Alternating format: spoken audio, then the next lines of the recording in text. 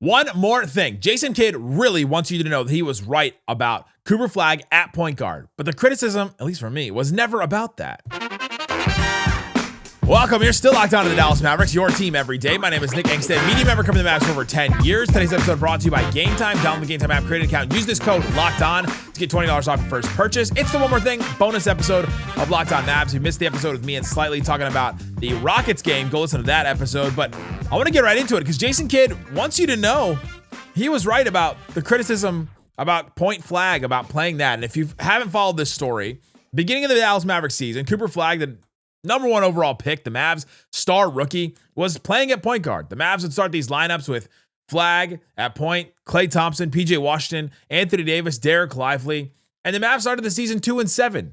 And then they started the season 3-10. And then they were 4-12. And then they were 5-15. Like, it just kept going. And then Jason Kidd made a decision somewhere in there to change it up.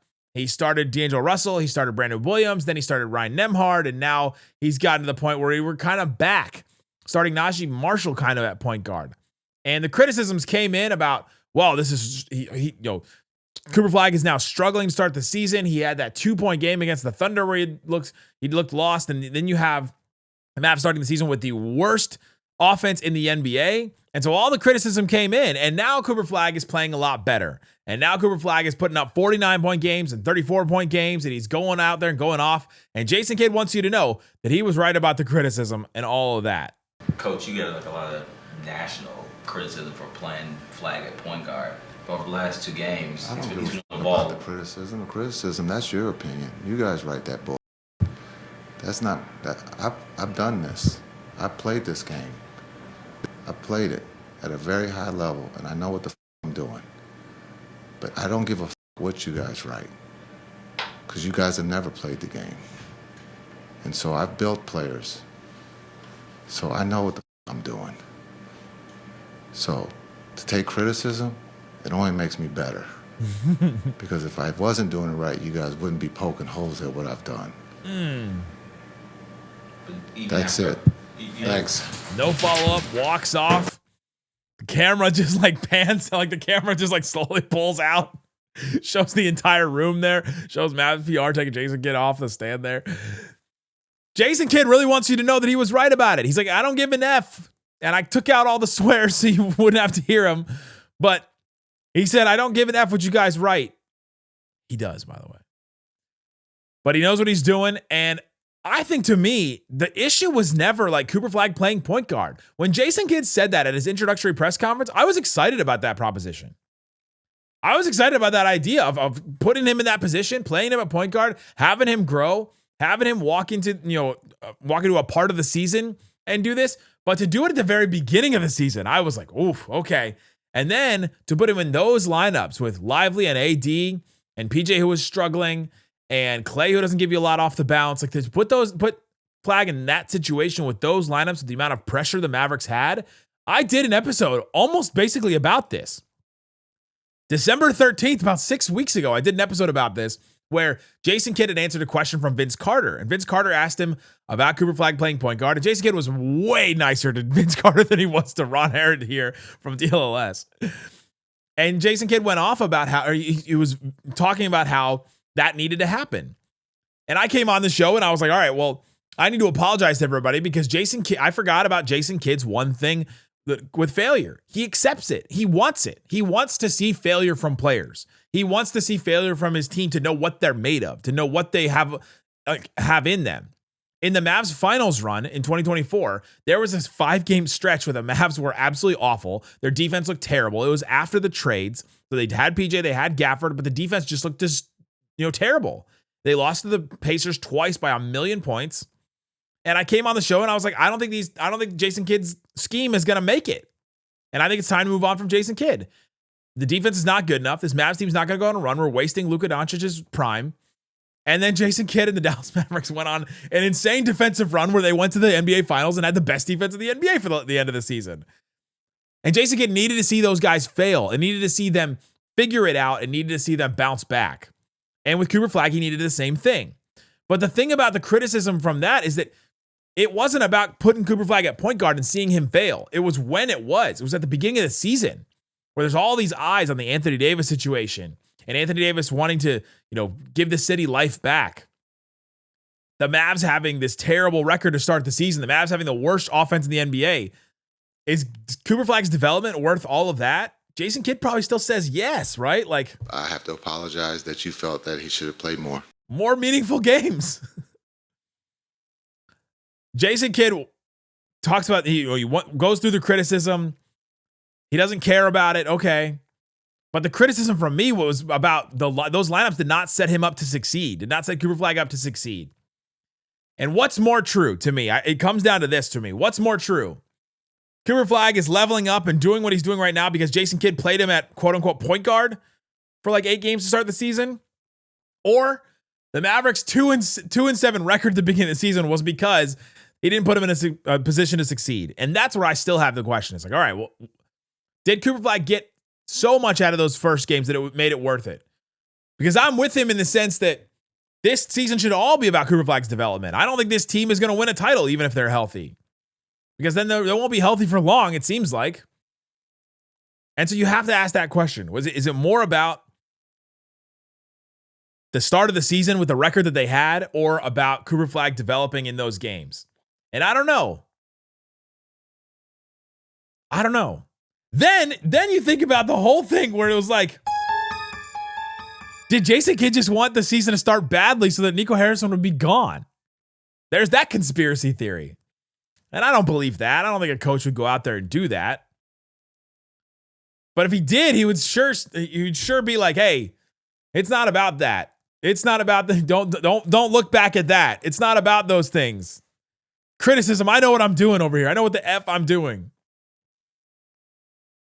So I think Jason Kidd, I think it was helpful for Cooper Flagg's development for him to go through those things, to be guarded by those best players, to be put in those situations. I don't know that it was handled the right way. I don't know if I would have done it right out of the gate. That's why he's the coach and I'm not. And we are here. Coming up, Cooper Flagg has been incredible, but there are still people that don't believe he would be the number 1 pick or even top 5 in this draft coming up.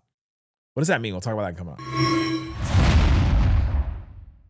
Today's episode of Locked On Mavs, one more thing, brought to you by FanDuel. FanDuel Sportsbook has all kinds of things that you can use and props that you can check out for the Super Bowl. Super Bowl 60, FanDuel's making sure you're right in the middle of it with a special offer just in time for the biggest game coming up. So much stuff on FanDuel. You can check out some of the props and odds for the Super Bowl MVP. Sam Darnold, I think, still leading that one. You can check out all the props and odds for different things. Like, what are the fun ones? Give me a fun prop, like Super Bowl 2027. I don't think I want to do that. Anytime either player first touchdown scored, Kenneth Walker or Jackson Smith-Njigba. You get 2 players there. Plus 175 for that one. Drake May or Kenneth Walker plus 280. So you get both sides of the ball. You get Seattle and you get the Patriots. So that one's kind of fun. FanDuel's also offering this customer deal right now. Bet $5, and if you win, you get $200 in bonus bets to use anywhere. Make it count, because after the Super Bowl, the season is over. Last call for football on FanDuel, official sportsbook partner of Super Bowl 60. Visit FanDuel.com to get started. Also brought to you by Game Time. There's nothing like being in an NBA arena, especially when Cooper Flagg is going off and doing things that we've never seen before. It's pretty awesome. Go check it out. And getting there is kind of the hard part, though. Wanting to go is one thing, but getting there is another thing. That's where Game Time comes in. It's the go-to app for scoring tickets fast without the hassle. It puts the advantage back where it belongs. Pulled up the Game Time app, pick an upcoming NBA game, and you can get tickets within minutes. I've used Game Time for a bunch of different things. Lots of Dallas Wings games. I've used it for theater, comedy concerts, bunch of things like that. Go check it out. They also have the zone deals. You can choose your section, and then Game Time picks the seats, and you save money doing that. You see the views from your seats, so you can take the guesswork out of buying NBA tickets with Game Time. Download the Game Time app, create an account, and use the code LOCKEDON for $20 off your first purchase. That's code LOCKEDON NBA locked on for $20 off. Download Game Time today. And remember, it's gametime.co, not gametime.com. Shut it down. Let's go home. Oh, it's the one more thing bonus episode of Locked On Mavs. Go check out the other episode with me and Slightly talking that. Go check out the Everydayers Club. We have a deadline deal right now. Use the code DEADLINE in the Everydayers Club, and you will get access to ad-free episodes of this show, as well as access to our Discord, bunch of other stuff as well. Use that code LockedOnMavericks.supercast.com. There's links in the description, links in the show notes, links in the QR codes. You can go check out all that stuff there. All right, we're talking about the Jason Kidd quotes after the game. Had some fun with it, but the criticism from me was different than just playing Flagg at point guard. I think Jason Kidd was right about some things, but I don't think he was right about how it was handled, when it was, and all that stuff. Because man, it started this Mavs season off disastrous, and now the Mavs have never been able to climb out of that hole. But there's some people that are still digging a hole deeper and deeper and deeper when it comes to Cooper Flagg and when it comes to him being drafted. Jamal Mashburn, yeah, former NBA player. You guys remember Jamal Mashburn? He was on the Mavs for 4 seasons at the beginning of his career. He was drafted by the Mavericks, 4th overall in 1993. How many of you were alive then? Dang, I just heard a bunch of sighs in my ear, a bunch of sighs from a bunch of older Mavs fans and a bunch of eye rolls from the younger Mavs fans. But Jamal Mashburn gets on TNT Sports and he's talking with some guys there. It looks like Jalen Rose and others, and he's talking about Cooper Flagg, and they're talking about these great freshmen. They're talking about how good some of these guys are. Darren Peterson, AJ DeBonsa. They're talking about Cam Boozer. And Jamal Mashburn says this: if I was to put Cooper Flagg on that list, talking about the list of freshmen, he would be 6th. 6th. And okay, so if you're talking about 6th on this list, I just want to go through what he's actually talking about. That means he's going behind Darren Peterson, Cam Boozer, AJ DeBonsa. All right. You could argue those guys. Darren Peterson's been absolutely incredible in this season for Kansas. Like, it's wild the things that he can do. The way that he plays, he's 6'6". He can get a shot wherever he wants.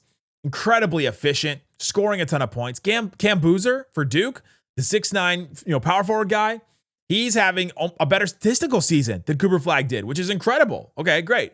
AJ DeBonsa has had these big bursts where all of a sudden he's got 40. And you're just like, oh my gosh, look at this, what this guy can do, with the potential, the athleticism, the everything. Then you got Caleb Wilson, Kingston Flemings, Nate Ament. They mentioned Koa Pete, who's going like 10th in a lot of these boards and a lot of these mocks and things like that. And so I think, what are we doing here? What do you mean? I see what I'm watching right now in the NBA. Cooper Flagg going off for 49, and then the next day you go, I would still take him 6th. And I had somebody tell me at the Mavs game he was going off for 49 that he would have still taken Cooper Flagg 6th in this draft. I don't understand it. Because what I'm watching right now, I'm not a scout. I don't go to all these college arenas. I'm not Rafael Barlow. I'm not No Ceilings. I'm not going out there and watching all these guys there. But I know what I'm seeing right now with Cooper Flagg. And this is not a player that goes 6th in any draft, right? It doesn't matter who's in it. There's never 6 players that are better than this right here. Just statistically, it doesn't make any sense. Think about that draft. Think about the draft that Kevin Durant was part of. They were putting a graphic up there. The draft had Greg Oden, number 1, Kevin Durant, Mike Conley, Al Horford, Jeff Green. Incredible. The 4 of those guys are still playing. Greg Oden was like a generational defensive big man. Injuries kept him out. Kevin Durant's been absolutely incredible. Top, 30, 40 player in NBA history. Mike Conley's been really good. Al Horford's been really good. Jeff Green's been a really good role player vet. But that was a really good draft. 6th is crazy. The 2023 NBA draft is lauded as an incredible draft because you got LeBron, you got Carmelo, you got Dwayne Wade. That draft was incredible. You got Bosh out of that. Cooper Flagg doesn't need to go 6th in that draft. Who else? Because Darko Milicic went 2nd. But now I only got 4. Even if you think Chris Bosh is better than what Cooper Flagg will be, and I don't. The next players in terms of minutes played, my brother Kyle Korver, David West, Boris Diaw, Kirk Heinrich, Mo Williams, Zaza Pachulia, Luke Ridnour, Steve. There's never been a draft where there's that many players. Even if you think all these freshmen are incredible, the fact that you're Flagg, the player that we're seeing right now in the NBA, putting up stats that we've never seen before at the age that he is, would go 6th in a draft. Statistically, it doesn't even make any sense. Insane. I can't believe it. Check out the links in the description for the Everydayer Club. Use the code DEADLINE to get a free month of the Everyday Club, Supercast or LockedOnMavericks.supercast.com. One day I'll get that URL right. So go check that out. Go check out the links in the description for other ways to follow the show, including the text line. Guys, thanks so much for listening to Locked On Mavs. So one more thing. Peace out.